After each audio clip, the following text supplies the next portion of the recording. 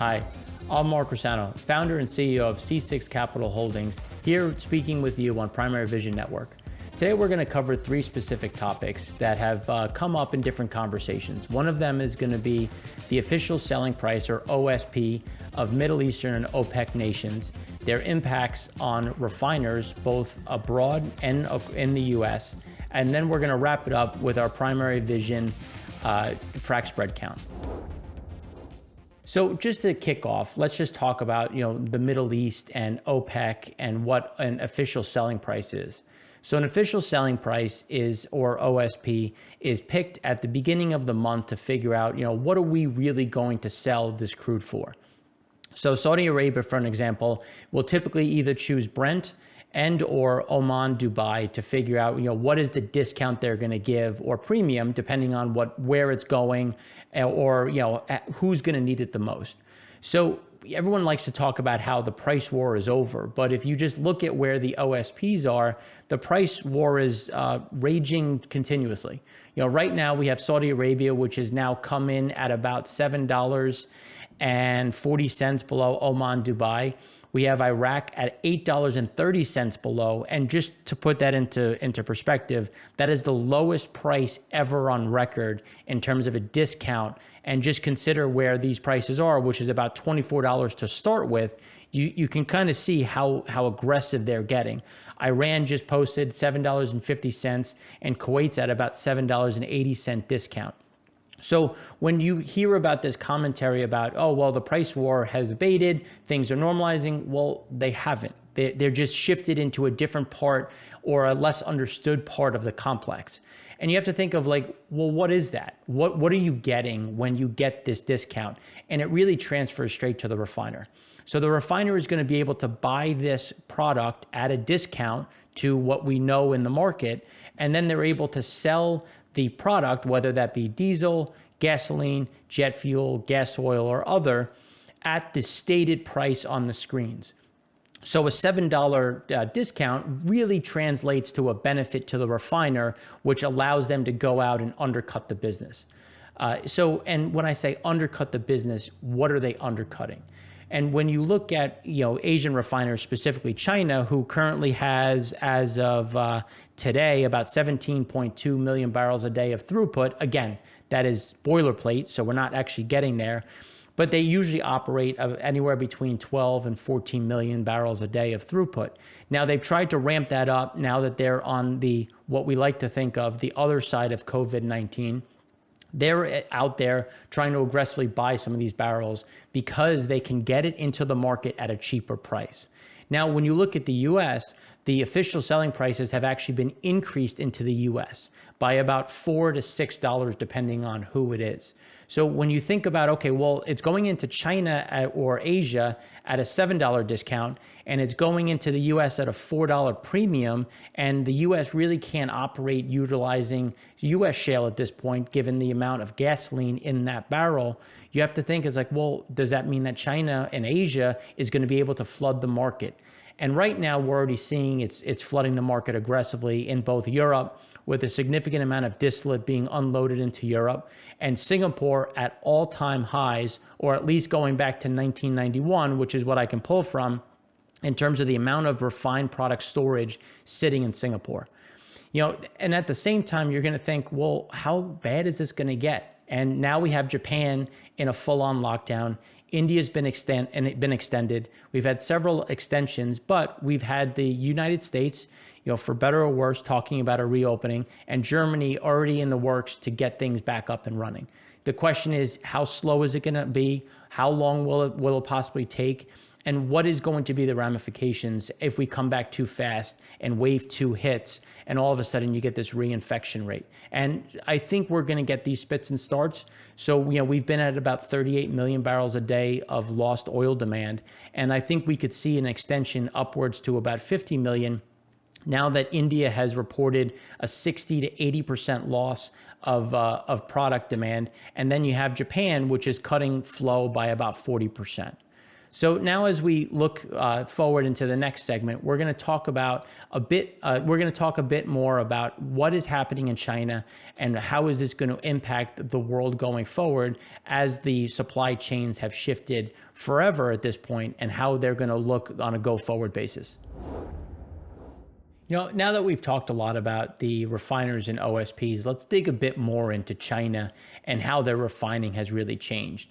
When you think about when they really started their Belt and Road Initiative in 2011, they had a GDP of about 7.5 trillion, and they're currently at $14.14 trillion. And this is US dollar equivalent, just to give you an idea.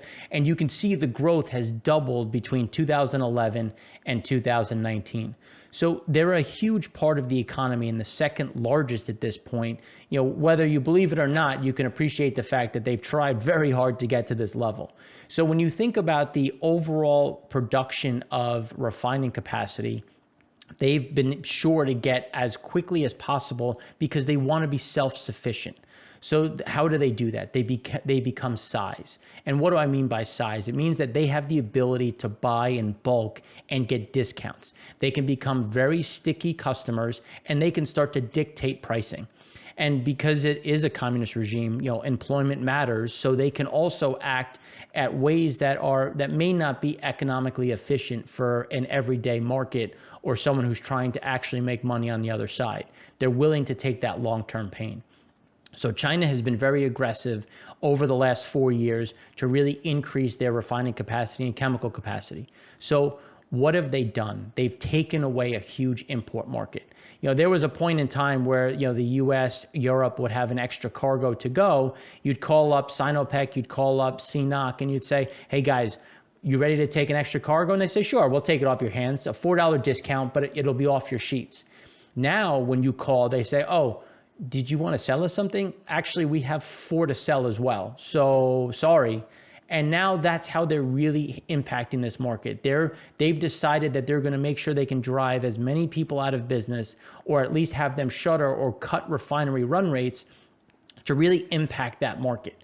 And you're starting to see that throughout Europe, throughout Africa, and other Asian nations. But now let's just turn back to the US and what's happening in the US with more and more of our refined products getting stuck on shore. We've had our own demand slashed considerably. We continue to set new records for the lowest gasoline demand ever. And our storage is also now in play. We have about 100 million barrels looking for ships at this point, which is above the 2009 levels. And now tank tops are actually being talked about. Now, tank tops is a moving target. Right now there's about 76 million barrels of capacity in Cushing, but you really can't get to 76 million. It's usually about 10 to 12% off of that, which means that, we're at about 55 million barrels in storage. So you get an idea of how close we're really getting. And we don't have the ability to get this crude off of our coast and into the market. So refiners are really struggling. We've had another announcement of a refiner with Marathon shutting down in Pad 5 just being the West Coast, because no one's driving in one of the biggest driving areas in the country, which is the West Coast, as well as the Mid-Con, or Pad 2, Pad 4, is really where you get the most driving. So as these miles remain low, you're going to see more and more product get pushed off. So why does a refiner have to shut down? This is a global issue. It's not just in the US. You need volume. So if you lose too much pressure, the actual process stops, or there's an issue and then you risk an explosion. So once you fall beneath, let's call it about 70% flow, you have to choose to shut down. Now, each refiner will have 1, 2, 3, 4, sometimes 5 areas in which the oil can enter, or you can adjust the flow or the supply chain of the product once it's in the process. But really, once you reach this level, you have to make the decision of, do I have enough storage to continue, or should I just go through the process of shutting down? And it's not like just turning off a car. There is a systematic way in which these have to be taken offline and brought back online, which is why some of this oil demand is very sticky. And the stickiness is being problematic as headlines are coming across saying that Russia and Saudi Arabia are back in conversation of cutting further. Because again, exports and production are very different. And we'll touch on that quickly when we give you the primary vision frac spread count, and we'll wrap it up with Russia and Saudi Arabia, some of our favorite commentary. So now that we've touched on OSPs, refining, and how China fits within that universe, let's turn to the US and go a bit more in depth. So last week we reported the primary vision national frac spread count at 185. And we assumed that today and this week we were going to come in at about 150. And now the primary vision national frac spread count came in at 147. So we were right there on the money, and we really think that we're going to get down to 100 by probably the beginning of May, and probably flatten out closer to that 40-50 range. Now, it was nice to get some validation from Schlumberger this morning, who said that they see things averaging in 2020 from a frac spread count at about 100 with a floor of 50. Now, more importantly, and just trying to hone in on the best way to utilize some of this data, we also said that they were going to be at about 15 spreads, which was also confirmed. So it's something to watch as we look forward. And then at the same time, we've also talked about how Halliburton has gotten rid of roughly about 1.8 million horsepower through attrition, lack of demand, and other, which I think we're going to continue to see some of this horsepower get rationalized over the near to medium term as the U.S. falls under pressure. So just to kind of touch on that pressure, the pressure is going to remain within the realized prices. Right now, we now have 10 to 13 regions, which has fluctuated throughout the day, that have crude at sub $10. It's really hard for the U.S. to compete in a world like that, with Nigeria now with Bonnie Light sub 10 and waffling between 10 and 12, and these physical prices continuing to fall across the spot market. So when the U.S. is looking to increase production, it's going to be hard, which is why we've already started to see shut-ins, and now completions will remain the big focus as more and more utility comes out of the market. So just to hone in on things that are actionable based on what we've talked about. We really think that the crude pricing is going to remain under pressure. We've talked about WTI getting to about 15 and the spread remaining about $10 wide between Brent and WTI Cushing because we're already getting closer to tank tops. There's lack of demand for the U.S. crude, and Brent just because that floating market does have some home in China, and just in terms of a financial product that can be used.